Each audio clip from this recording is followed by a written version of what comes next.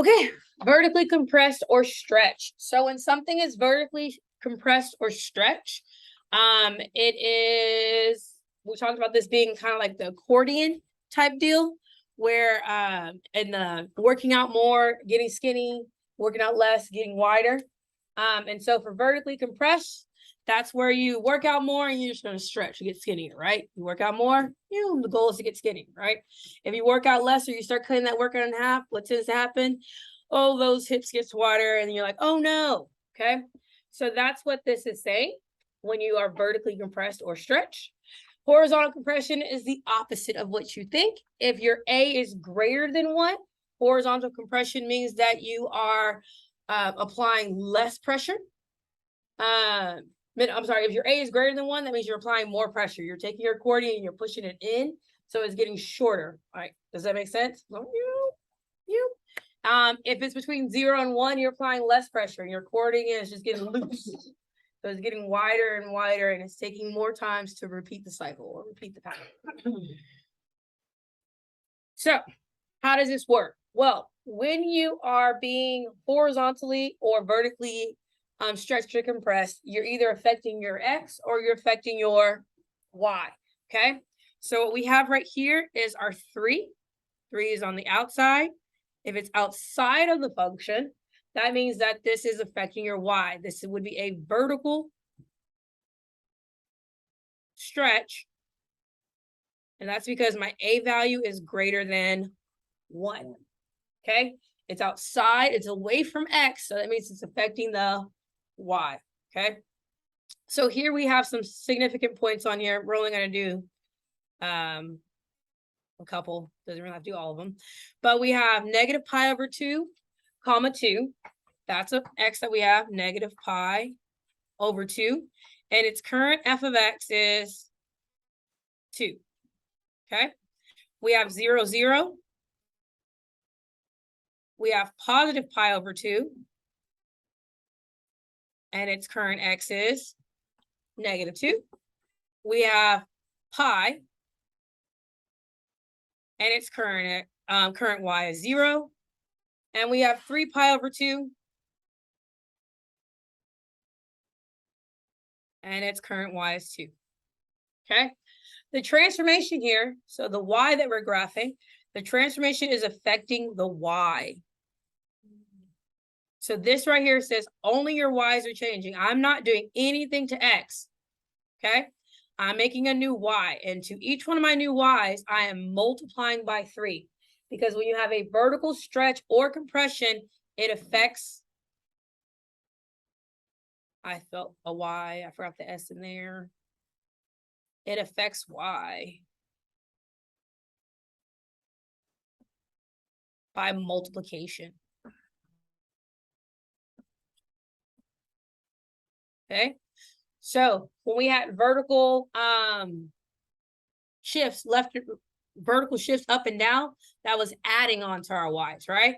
Now we have vertical shrink and stretch, or stretch and compression, however you want to call it, and that's going to multiply our Y. So to each one of my Y values, I'm multiplying them by 3, and that's going to be my new point. So 2 times 3 is 6. 0 times 3 is 0. Negative 2 times 3 is negative 6. 0 times 3 is 0. And 2 times 3 is positive 6. Okay? I'm using the same Y values, but these are my new, same X values, but these are my new Y values.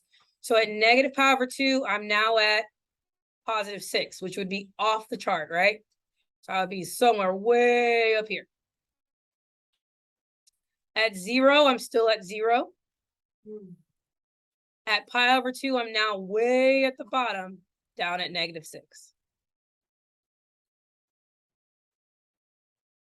This is not graph to scale, by the way.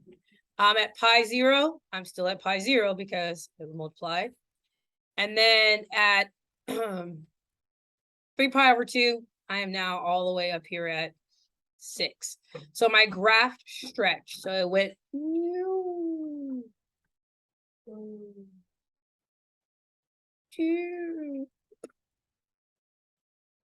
Can we put not graphical scale? I mean, if you need to tell yourself.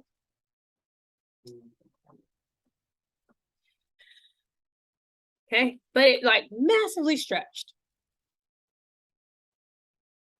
So you don't have to have a full function. As long as you have the graph of the function or the table, you can do it point by point. Does that make sense? Okay, so questions so far about a vertical stretch or compression. Okay, a vertical compression is just means you're multiplying by a fraction or a decimal between 0 and 1. Okay. Okay, now we're gonna look at horizontal. The reason why that I know it's horizontal is because the value's inside with the x. Okay, so this is an example of a vertical. And remember, x's are liars and confusing. So even though it looks like I would think, oh, it's gonna get bigger. No, it's actually a compression. I mean horizontal. I wrote vertical. Excuse me, I'm running on. I haven't been asleep since 11:30 yesterday. So. Oh my God. Yeah. Huh? Horizontal compression. Horizontal. Because it's with the x. Because it's with the x. Okay? Because the coefficient is with the x, not outside, with the f, or outside of the parentheses, or outside of the absolute value, or outside of the square root. It is with the x. It is a horizontal compression, and it's a horizontal compression because your a value is, but your not a, your b value, that's what that is now, is greater than 1. Okay, now just like we said, x's make things complicated. With vertical, we were multiplying. With horizontal, you want to take a stab at what we're doing? Dividing.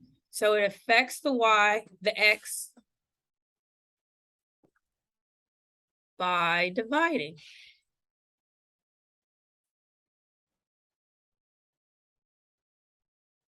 All right, so in this case, our y values are going to stay what they are, but we're going to have some new x's. And to each one of our x, instead of multiplying by 2, we're actually dividing by 2. Okay, so our old x's are negative pi over 2, 0, positive pi over 2, pi, and 3 pi over 2. Our y's, because they're unchanged, right? So our old y's are still going to be 2, 0, negative 2, 0, and 2. Okay, so to each one of my x values, I'm going to divide by a half. So if I have negative pi over 2 divided by 2, do y'all remember keep, change, flip? Or how to divide fractions? So I'm going to keep, I'm going to change from being 2 over 1 to being 1 over 2. And that's going to give me negative pi over 4. So what I did to this one was, instead of dividing by 2, I multiplied by a half. So what am I going to do to the rest of them? The exact same thing. So 0 times a half equals 0. Pi over 2 times a half equals positive pi over 4. Pi times a half equals pi over 2. And 3 pi over 2 times a half equals 3 pi over 4. Are we all comfortable with saying that dividing by 2 is the same as multiplying by a half? Okay. So my new points are going to be at negative pi 4. So this would be here. So at negative pi 4, I now go up to 2. 0 still is unchanged. On the other side, I'm going to go to positive pi 4, positive pi 4, and I go down to negative 2.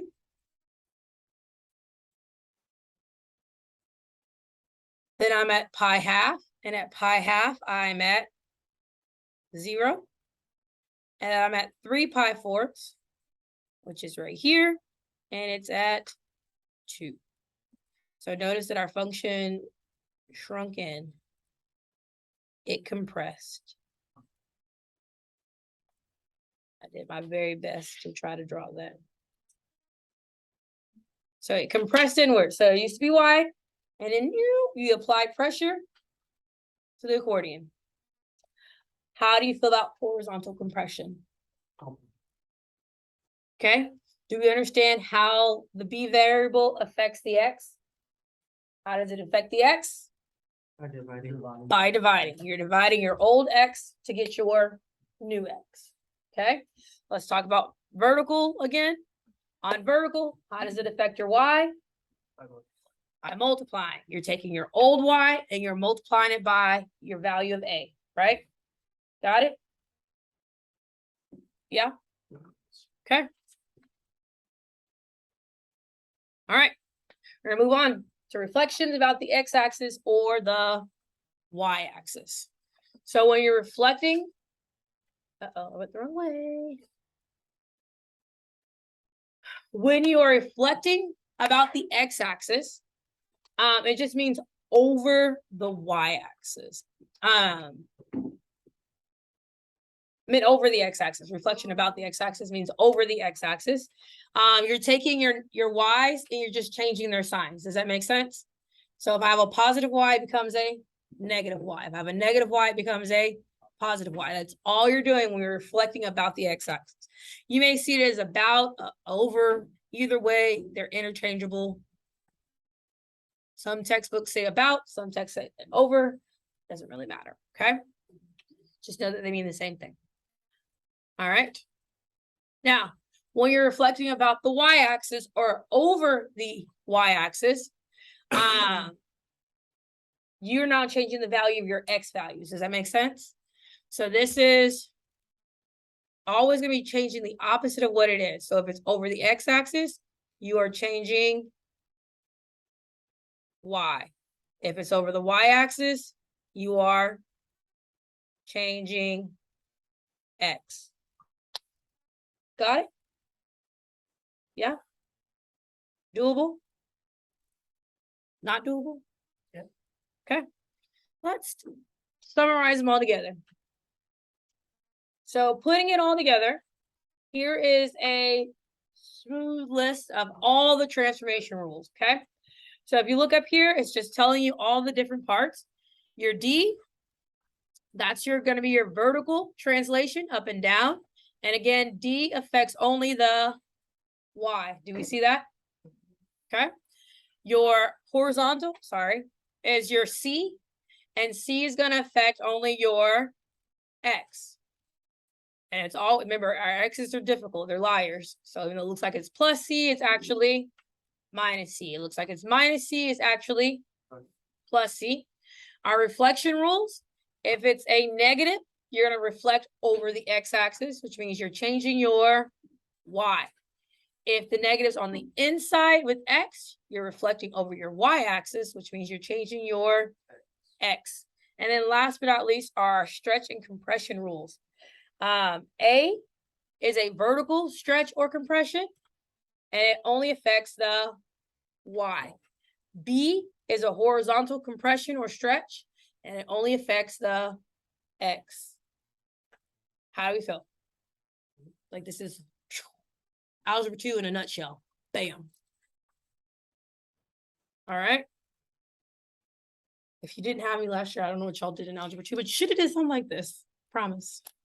So here we go. Find the function that is finally graphed after the following sequence of transformations.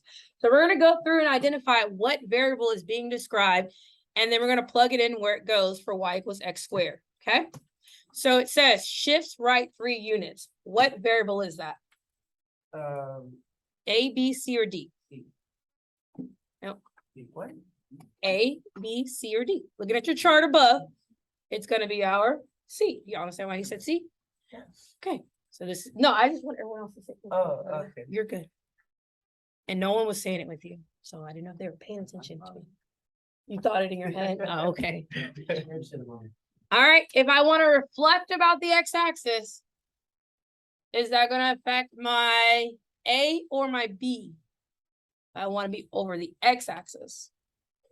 It's gonna affect my A, right? If I want to shift down 2 units, that's gonna be my D. Right, JD? Okay, so now we just got to plug these in where they going, where they go. So if we have y equals x squared, its transformation form, if we remember from last year, is y equals a times b x minus c squared plus d. So we're going to plug in the variables that we have. If we don't have the variable, do we plug it in? No, we do not. So y equals, what is our a? What does it have to be? It has to be what? Negative in order to do what? To reflect. So we have a negative a. Do we have a b to worry about? Nope. X minus, and remember our x is a liar, so even though it says right, it actually is a minus 3 squared, and we went down 2 units, so what is that? Minus 2. And that would be my function.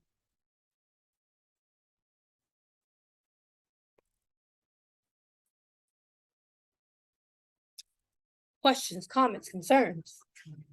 So you identify what variable it is and place it where it goes. Yes? No? Okay. All right. What if I have multiple things happening here? OMG.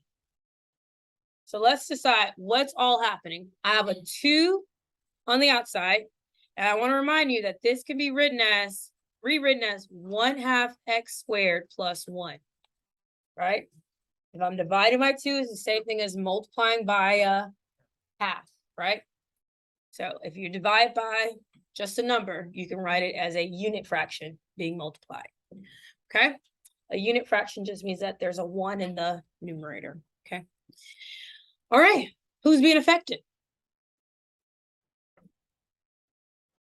Or better question, what variables are we using? What do we have? We have D and A. We know that A equals 1/2 and D equals 1. D and A affect who? No. What? B would be inside parentheses with the square. Yeah, so if it was a B, it would be parenthesis 1/2 x squared. Because it's inside with it. Oh. It's with the variable. With your independent variable. This is when it would be a B. Okay. All right. So start with the parent function. Our parent function is what our original is going to be. So we're gonna have our parent function, PF. And the parent function is what of this function? What did it transform from? Just x squared, right? The parent function would just be y equals x squared. And our values that we usually use from your project, hopefully you realize, -3, -2, -1, 0, 1, 2, 3, or only -1, 0, and 1. As long as you remember that quadratics are symmetrical, right? So you got to have values on opposite sides of the axis of symmetry to show that symmetry. All right, the original values are 9, 4, 1, 0, 1, 4, 9. Why are those my original values? Because they're all squared, and all you're doing in the parent function is squaring your x values, right?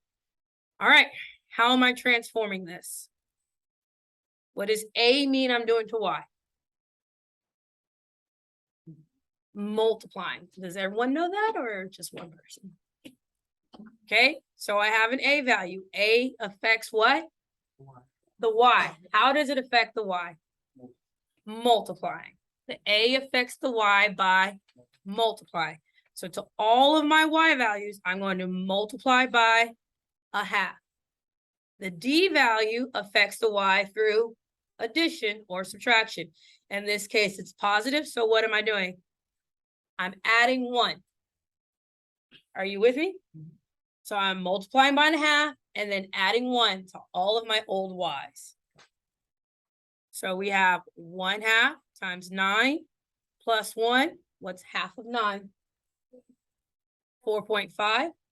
4.5 plus 1 is 5.5. That's my new y. Okay. Half of 4 plus 1 is 3. Half of 1 plus 1 is.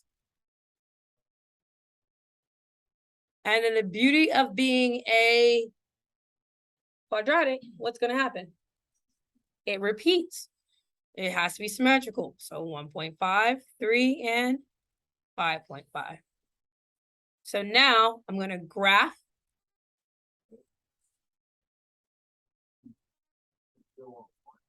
Yeah, won't it be 1?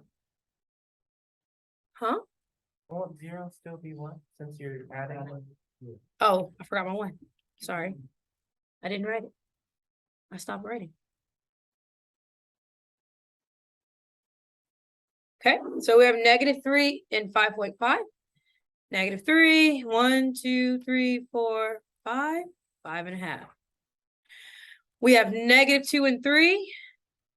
2, 3. We have 1 and 1 point, -1 and 1.5, -1, 1.5. We have 0 and 1, and I'm just going to reflect these points equally across my axis of symmetry.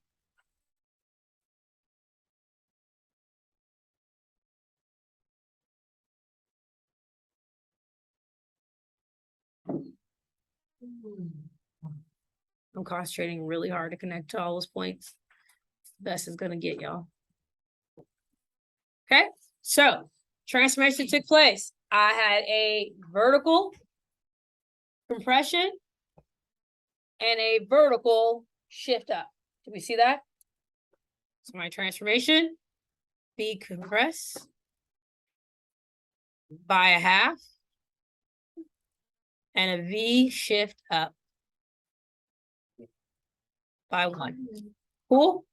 All right, last thing is being able to tell me the domain and range. Domain and range should be something you are fairly comfortable with. What is the domain of all quadratics? All real numbers. What is the range of this quadratic? What is its lowest point? 1. My lowest point is at 0, 1. So I start at 1 and I continue to infinity, or I can write y is greater than or equal to 1. Okay, how do we feel? Doable? All right, good. You have homework. You do. Do without graphing. Like without a calculator. Follow the rules. Without a decimals. If you're doing infinity, right, it would be. Other way, you write the variable first. Variable. So y is greater than or equal to 1. Y is greater than or equal to, like this, right? Yes. All right, thank you. Okay. Huh? It will be.